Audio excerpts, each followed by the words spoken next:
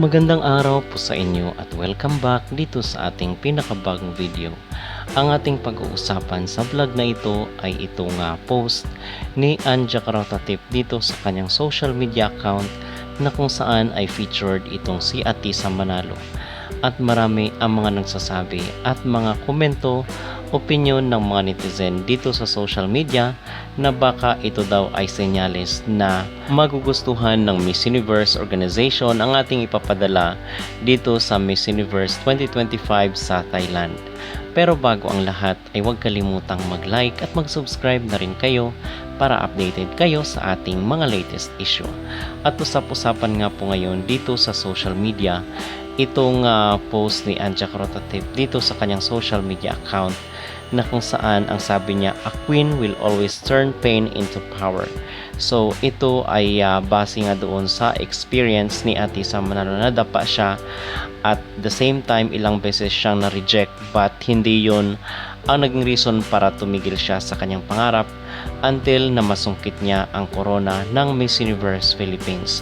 So marami ngayon ang nagsasabi mga kapolitika dahil sa post na ito ay baka malaki daw ang tsansa ng ating bansa na maganda ang placement dito sa Miss Universe 2025.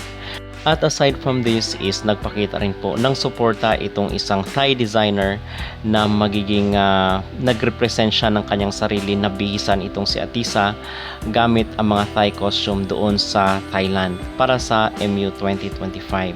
So in other words ay medyo maganda po ang pasok ni Atisa dito sa kanyang magiging kompetisyon sa MU 2025 dahil marami na ang mga tao na nagpakita ng support at especially nga itong CEO ng Miss Universe na si Anja Karatatip at the same time yung mga Thai designer dahil alam naman natin na hindi mahirap bihisan itong si Atisa at magaling rin siyang magdala ng kanyang gown or yung kanyang mga sinusuot. So yung aking maging reaction or yung aking maging personal na opinion dito sa sinabi ni Anja Karatatip na kung saan ay pinost niya sa kanyang social media account, sa tingin ko lang ito ay appreciation niya lang dito kay Atisa dahil sa kanyang perseverance at yung persistency na hindi siya tumigil para sa kanyang pangarap na maiuwi ang corona ng Miss Universe Philippines. So kasi dati ganyan din naman ang kanyang treatment, maganda yung kanyang treatment kay Chelsea Manalo, only to find out na hanggang top 30 lang siya. Although maganda naman na naiuwi niya yung Continental Queen. At dito naman po sa Thai na nagrepresent kanyang sarili para maging bihisan daw itong si Atisa Manalo. Siguro ay pag-isipan muna ng team ni Atisa kasi dahil ito ay risk at hindi natin alam baka masabotahe itong si Atisa sa finals or doon sa Thailand. So mahirap magtiwala mga kapolitika. Siguro ay kilatisin muna ni Atisa bago niya ibigay yung kanyang sarili doon sa ibang tao na hindi niya kilala.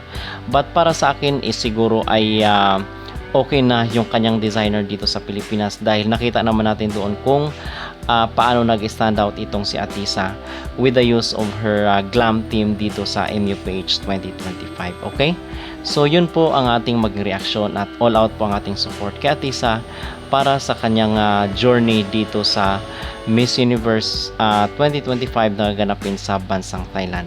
Kayo mga kapolitika, ano ang inyong maging reaksyon dito sa sinabi ni Anja Karatatip na kung saan ay inspired siya sa kay Atisa Manalo yung kinurunahan na MUPH 2025? At kayo po ba ay agree na isang Thai designer ang magbibihis kay Atisa para doon sa kanyang laban sa Thailand? Mag-comment down below at huwag kalimutang mag-like at mag-subscribe na rin kayo para updated kayo sa ating mga latest issue.